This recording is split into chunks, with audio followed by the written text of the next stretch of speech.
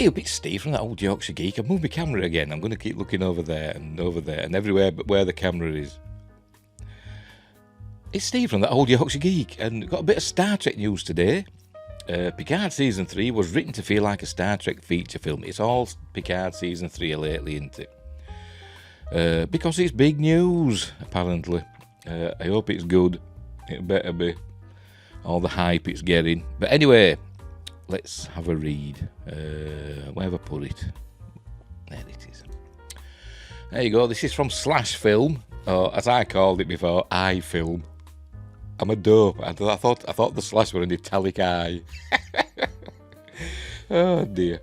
Slash Film.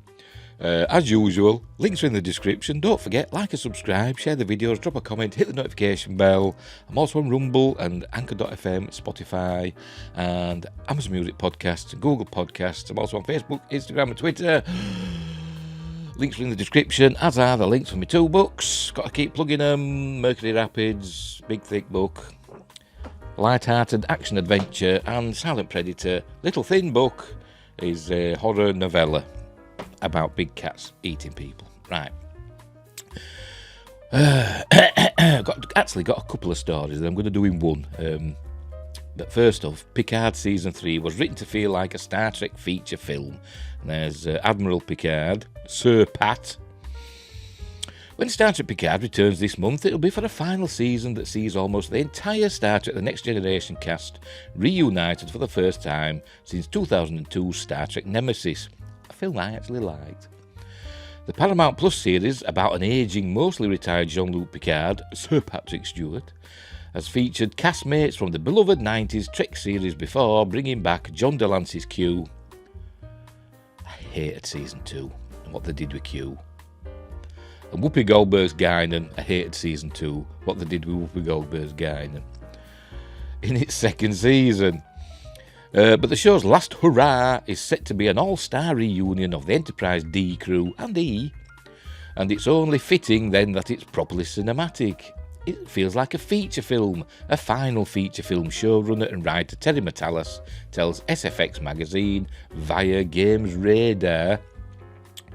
While the really more like a long movie refrain has become all but meaningless in recent years, in the world of Star Trek, it actually makes sense. The franchise has long since offered fans episodic shows, overarching, should that be overarching? Overarching, I don't know. Season-long plots. Well, yeah, but, you know, only in recent years. I know Season 3 of Enterprise did it, didn't they? And you could say that the Dominion War in Deep Space Nine were an overarching, whatever, plot over several seasons, but I don't know. And single mission movies. All 3 formats coexist rather well in the Star Trek world, and according to Matalas, the Star Trek Picard send-off feels more like a Trek movie than episodic television. And that's what Robert Marbinet said. He says it feels more like a Star Trek movie, Next Generation movie, than a TV series. A 10-hour Next Generation movie, he described it as. The final season gets the crew back together. And there's a weird-looking data. Part of the cinematic feeling may come from the fact that after exploring intergalactic politics and character-driven drama for its first 2 seasons, Star Trek Picard will now see the former Enterprise D and E crew face down one big bad who Trek franchise overseer Alex Kurtzman compared to Ricardo Montalban's Khan at Comic-Con last summer. The less we hear from Alex Kurtzman, the better. We do have a singular villain this season, but as Robert Marbinet will keep saying, Star Trek doesn't have villains. It has antagonists. I don't know what the difference is. But that's what he says. And it kind of makes sense. We do have a singular villain this season, or antagonist. The executive producer told the audience, I won't say too much other than to say that she's amazing. He also called the mind games between Khan and Captain Kirk, William Shatner, in Star Trek II, The Wrath of Khan, the North Star when it came to creating the new villain / antagonist. Where were we? Any Star Trek show can have a great villain / antagonist, but I'll give up. But the new season of Star Trek Picard also has the Avengers-type original crew lineup to go with its cinematic arc. LeVar Burton, Jonathan Frakes, Marina Sirtis, who we'll get to later, Gates McFadden, oh Cheryl, bless her, and Michael Dorn are all reprising their beloved roles this year, while Brent Spiner will reportedly once again play the villainous Law. Jerry Ryan is also set to return as 7 of 9. According to Metalis, the new season will maintain the spirit of the Next Generation and do something totally new with the characters and format. If you're looking to feel like these are the next-gen characters that you grew up with, you will see them everywhere, he told SFX magazine. If you're looking for something a little new, well, you get to catch up with them in unexpected ways as well, but you will get those next-gen feels back for sure, and that's what Robert Marbinet and the Popcast guys have all said. And there's the lovely Jerry Ryan, who for some reason doesn't seem to age. Maybe she's Borg. The new season of Star Trek Picard apparently doesn't just feel like a movie, it could be the launching pad for an actual movie. Several of the castmates of Star Trek The Next Generation have expressed interest in continuing with stories beyond this one, and Frakes has explained that the concluding season doesn't quite seem like goodbye forever. Apparently it ends in a way that, kind of, it could be continued. Apparently, not that I've seen it. It doesn't feel so much as ending as the possibility. Doesn't feel so much as an ending as the possibility of moving forward. I think there's a future, the actor told Trek Movie. Metalis is in the same boat, telling SFX magazine, I think there are ways of seeing these characters again in a kind of next generation story. Or as somebody described it, the new generation they should do next. Which kind of makes sense. While he clarifies that not every character will make it out of Season 3 alive, he also notes that science fiction allows for opportunities for characters to come back. Nobody's really dead. You'll get everybody in a room, of course, that's it for Picard. You'll get everybody in a room, of course, you're going to say, let's do another movie, Metalis says, wondering aloud why there haven't been more movies with the crew from Star Trek The Next Generation in the time since Nemesis. In the end, though, he says it's up to the fans to decide if they want to see more. Star Trek Picard is shaping up to be an intriguingly contradictory adventure, a show that feels like a movie and an end that feels like a beginning. The new season streams on Paramount Plus beginning on February 16th, 2023, and hopefully in the UK on February 17th. I hope, but we will see. Right, so that's that. So hopefully it's going to be good. I think it's going to be divisive. I think there's going to be people that love it, and I think there's going to be people that were expecting more of it and in the end didn't really like it. That's what I think is going to happen. I don't think Doomcock's going to like it, no matter how good it is. I think he's going to stick to his guns and say it's trash. I'm hoping it's going to be good. I liked Strange New Worlds. I like what they did there, apart from the last episode, which in my opinion, although I've been told it's wrong, had Alex Kurtzman's grubby little fingerprints all over it. But anyway, we'll leave it there for that. So it's going to be like a feature film, a 10-hour one. Maybe they should release it in cinemas as a 10-hour film. Or a series of films. They could do a trilogy out of it, couldn't they? Anyway, moving on. We're staying with Trek, and I just wanted to cover this because I just wanted to laugh at Marina Sirtis, because I'm not a massive fan of Marina Sirtis, to be honest. Here we go. Troi was supposed to be the next generation Spock, and why it didn't work? Because she's rubbish, that's why. I'm sorry, but, I'll probably get blocked on Twitter for this. Who cares? Nobody watches my videos anyway. Not very few people. Deanna Troi was supposed to be the next generation version of the highly intelligent Vulcan officer Spock, but the show never delivered on the character's promise. And there she is, in her uniform, which she started wearing, I think, from season 6 onwards. Basically, after Captain Jellicoe ordered her to start wearing a proper uniform. So, anyway. And there's Spock, that you can't see. Counsellor Deanna Troi, Marina Sirtis, was originally intended to be Star Trek The Next Generation's version of Star Trek the original series icon Spock, Leonard Nimoy. But the show's writers could never quite get the character to live up to those lofty ambitions because she can't act.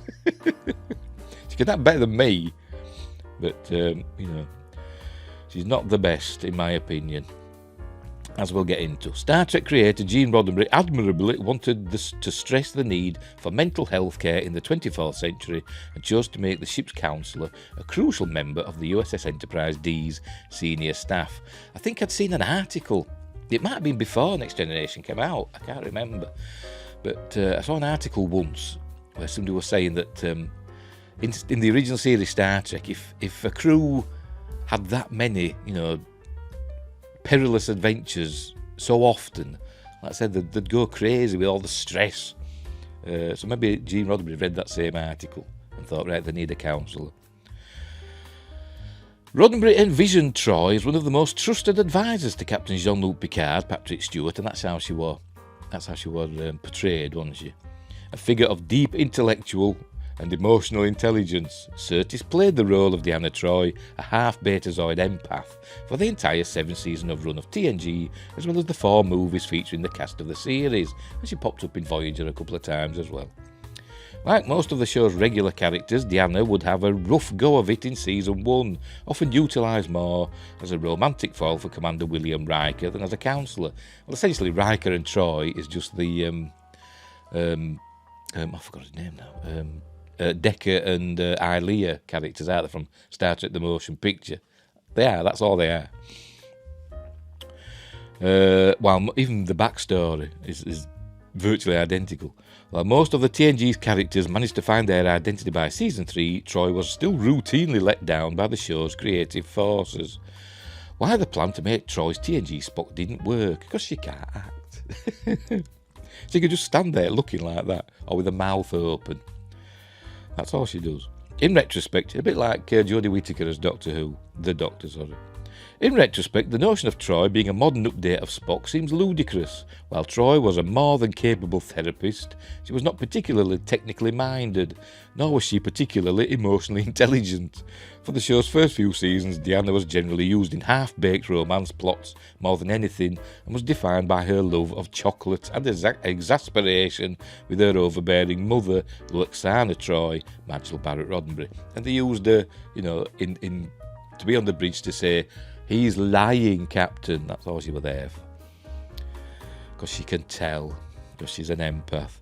This didn't reflect Sirtis' acting abilities, or lack of. When she was occasionally given meteor stories in TNG's later seasons, she was always up to the task.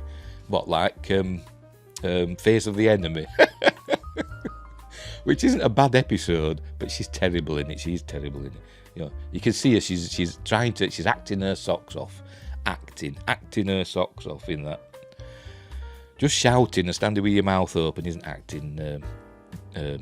Marina. Anyway, TNG's writing staff was overwhelmingly male, and many of those writers have admitted they didn't really know how to write for female characters or a therapist. I know there are quite a lot of female writers on Star Trek over the years. They've given them one of a Deanna story. Anyway, I think they're just making excuses there. Dr. Beverly Crusher fared a little better narratively, but not by much. But she knew her role, didn't she? TNG kept failing Troi, blah, blah, blah. There she is. I think that's in Season 1 of Picard, and she didn't act in that either. Despite some late-era TNG gems for the character, like Face of the Enemy and Dark Page, Troi was essentially a bit player, and there's that one, isn't there, where she gets possessed by that old woman and she goes all sexy. Was essentially a bit player by the time of the TNG movies. She had a funny scene in Star Trek First Contact when she got drunk with Zefram Cochrane. She can't even play drunk either. She can't.